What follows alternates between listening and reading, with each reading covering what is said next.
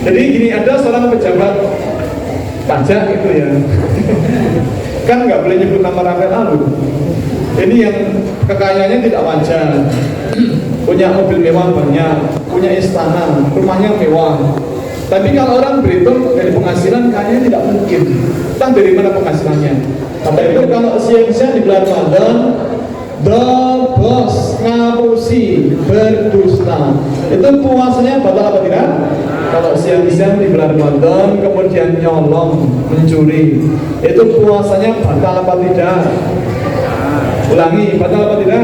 Na'udzubillah min dzalik, anak yang biasa diberi makan makanan haram kemudian jadi akhlak yang tidak baik, maka yang susah tidak hanya anaknya tapi orang tuanya juga susah.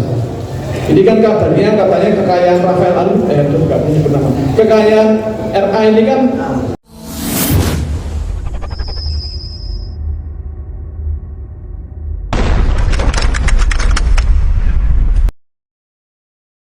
kalau kemudian kita ditanya, kemudian kita mengatakan tidak, itu bahasa Arabnya apa? Nah, kalau ya, naam. Nah, Bapak Ibu, waktu itu Bapak yang jamaah umroh tadi ditanya, disapa, Assalamualaikum, Waalaikumsalam, terus ditanya, Anta Syafi'i, itu artinya apa? Panjenengan badannya Syafi'iyah gitu. Anta Syafi'i. Nah, jawabannya lah, anak Junaidi. Dia benar sama, kalau memang namanya Pak Junaidi.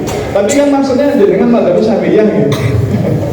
Nah, Bapak Ibu, sekali lagi kita bersyukur karena oleh Allah hingga hari ini kita masih diparingi Allah kesehatan, sehingga kemudian kita bisa kemanapun kita ingin ngaji, sehingga kemudian wawasan kita bertambah dan semakin luas dan seterusnya.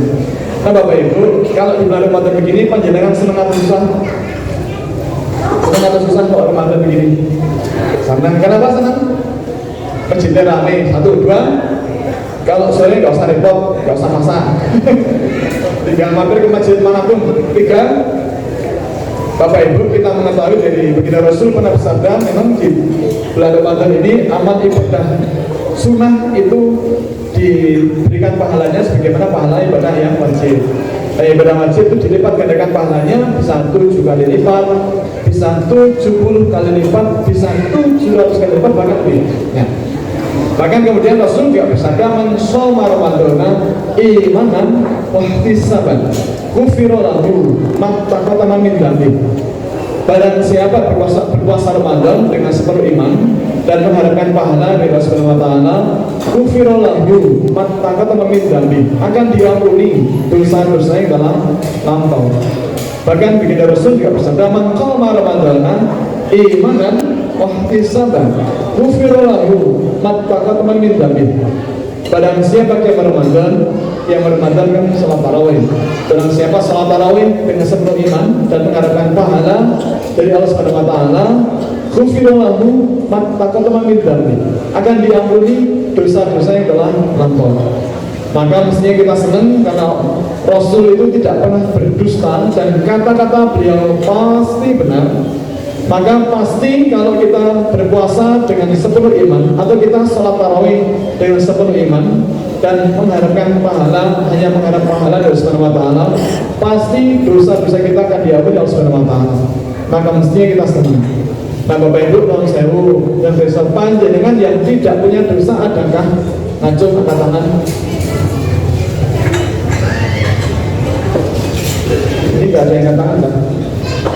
Atau mungkin pertanyaannya salah. Bapak Ibu, panjenengan yang punya dosa ada kan? Angkat tangan. Yang punya dosa ada? Angkat tangan.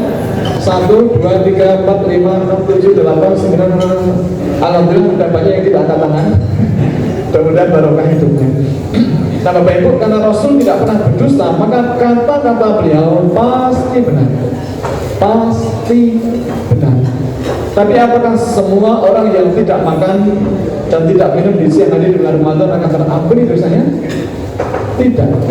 Rasul juga pernah mengatakan bahwa betapa banyak orang yang berpuasa tetapi tidak mendapatkan apa-apa kecuali hanya lapar dan dahaga saja. Berarti puasanya mungkin diterima tapi pahalanya tidak dapat atau berkurang mungkin sampai habis. Maka ada sepanduk yang menarik pernah saya baca, bukan spanduk tapi apa ya, banner gitu ya. Ada spanduk Ramadan, ini Ramadan, hanya beda satu huruf. Ramadan itu tidak hanya tidak makan, tetapi juga mengendalikan pikiran kita, tangan kita dan seterusnya. Maka Bapak Ibu, maaf kalau misalnya panjenengan serius ingin dapatkan kemuliaan Ramadan, kemudian ibadah dengan serius. Kalau malam salat tarawih, kemudian sambung tadarus sampai jam 10 malam barangkali, kemudian malam istirahat, kemudian bangun agak awal, besok harus siapkan santap sahur, kemudian membangunkan suami dan anak-anak, kemudian bareng-bareng sama-sama menikmati santap sahur sekeluarga, kemudian berangkat ke masjid sekeluarga, kemudian menyimak sholat subuh berjamaah, kemudian menyimak kultum subuh, kemudian tidak terus pulang, tetapi duduk di masjid untuk berzikir atau ingat Allah hingga matahari terbit, kemudian sholat 2 rakaat. Bapak Ibu, itu nama sholatnya sholat apa? Sholat syuruk. Sholat syuruk itu fadilahnya apa? Rasul pernah bersabda, barang siapa sholat subuh berjamaah di masjid, kemudian duduk di masjid hingga matahari terbit, sambil berzikir ingat Allah atau belajar agama atau ngaji atau baca Quran hingga matahari terbit, hingga waktu syuruk, kemudian sholat 2 rakaat sholat syuruk, maka baginya kata Rasul pahala seperti pahala berhaji dan berumrah sempurna. Rasul mengatakan sempurna sampai 3 kali, dan Rasul tidak pernah berdusta, maka itu pasti benar. Makanya kalau kita lihat di dinding tembok Masjidil Haram itu banyak jam bentuknya kubus, jam sholat. Ada waktu subuh, kemudian syuruk, zuhur, asar, maghrib, isya. Kalau imsak tidak ada, adanya syuruk. Berarti waktu syuruk adalah waktu yang sangat penting. Nah kemudian setelah itu ibu kondur, kemudian tidak terus istirahat, tetapi nyupir dulu. Nyupir itu nyuci piring, maksudnya apa tadi? Nyuci piring, kemudian nyuci pakaian, nyetrika, nyapu, ngepel dan lain-lain. Jadi pekerjaan ibu itu kan banyak. Makanya bapak-bapak mohon ibu-ibu dimaklumi, kalau naik motor belok ke kiri, ratingnya ke kanan itu dimaklumi. Karena yang dipikirkan banyak. Nah kemudian setelah agak longgar terus istirahat, langsung kemudian bangun jam 11. Kok terasa lemes dan lapar, di meja makan itu ada nasi goreng seafood, kemudian didahar, kemudian buat teh hangat seger gitu, dan baru ingat, ya Allah ya Rabbi, ini kan tadi puasa, lupa kemudian makan hingga kenyang, minum hingga harusnya hilang gitu. Bapak Ibu, itu puasanya batal apa tidak? Batal apa tidak? Tidak batal. Kenapa tidak batal? Karena lupa, betul. Bapak Ibu, Rasul nanti beri pengantikan, hukum itu tidak dikenakan kepada orang yang lupa atau terpaksa atau dipaksa. Jadi kalau kita lupa kemudian makan hingga kenyang, itu puasanya tidak batal karena kita lupa. Itu rezeki dari Allah Subhanahu wa taala. Ya kita berdoa semoga lupanya sering. Tapi ternyata lupa itu atau pelupa itu ya tidak selalu merugikan. Tetapi Bapak Ibu non sewu, kalau siang-siang di bulan Ramadan kemudian terus ngapusi, itu puasanya batal apa tidak? Ulangi. Ini ada yang masih belum fokus. Bapak Ibu, kalau siang-siang di bulan Ramadan dobos, ngapusi, berdusta, itu puasanya batal apa tidak? Tidak. Jangan khawatir, tidak batal, tetapi pahalanya sudah berkurang sampai habis, bahkan berdosa. Hati-hati Bapak Ibu, dusta itu bisa lewat lisan kita ataupun lewat tulisan kita pakai HP. Maaf, jangan menyebarkan hoax, itu dusta. Bahkan Rasul itu pernah bersabda, cukuplah seseorang dikatakan sebagai pendusta manakala dia selalu mengatakan setiap apa yang dia dengar. Maka memang pesan Rasul, nasihat beliau yang sangat penting adalah maka yu'minu billahi wal yaumil akhir fa yaqul khairan aw liyasmut. Barang siapa beriman kepada Allah dan dari akhir, maka hendaklah dia berkata yang baik atau hendaklah dia diam. Diam itu lebih menyelamatkan daripada kemudian kita terus di mana-mana dan tidak hanya pahala puasanya habis, tapi juga dosa. Kemudian Bapak Ibu non sewu, kalau siang-siang di bulan Ramadan kemudian nyolong, mencuri, itu puasanya batal apa tidak? Ulangi, batal apa tidak? Tidak. Jangan khawatir. Jadi kalau siang-siang di bulan Ramadan nyolong itu pahala, puasanya tidak batal. Jangan khawatir. Tapi pahalanya hilang. Mungkin dapat Pak, ada, mungkin banyak, tapi kemudian dibatalkan oleh Allah Subhanahu wa taala. Nauzubillah min dzalik.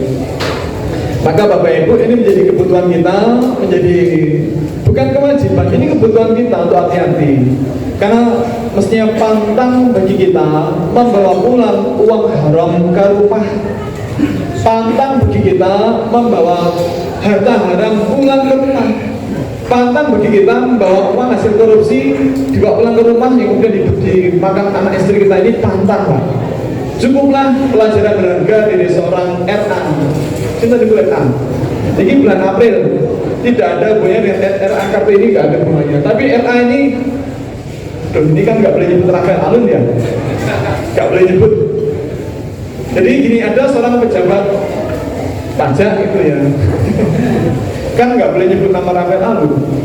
Ini yang kekayaannya tidak wajar, punya mobil mewah banyak, punya istana, rumahnya mewah.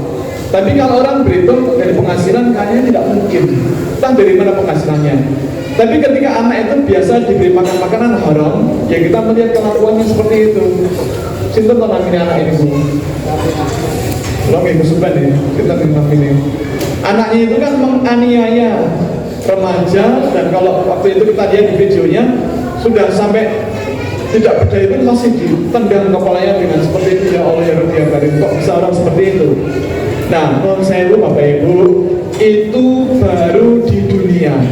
Nauzubillah min dzalik, anak yang biasa diberi makan makanan haram, kemudian jadi akhlak yang tidak baik, maka yang susah tidak hanya anaknya, tapi orang tuanya juga susah.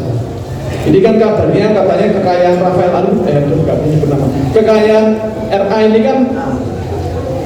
kan mau disita KPK, pekerjaannya sudah tidak ada lagi, kemudian katanya harta bendanya disita dan seterusnya, mungkin dipenjara dan seterusnya. Keindahan duniawi seperti ini, itu baru di dunia.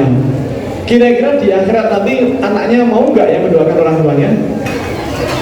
Bapak Ibu, kelak kita semua akan meninggal. Semua kita akan meninggal. Pulau manut aja dengan dia, tapi pulau kenton, pulau manut. Tapi kelak kita semua akan meninggal. Dan kita berharap ada doa dari orang-orang yang kita cintai, dari suami kita, dari istri kita, dan dari anak-anak kita. Nah, kalau anak-anak biasa diberi makan makanan haram, saya tidak yakin mereka akan mendoakan kita. Nauzubillah min dzalik. Maka Bapak Ibu, menjadi kebutuhan kita, bukan kewajiban, itu kebutuhan kita.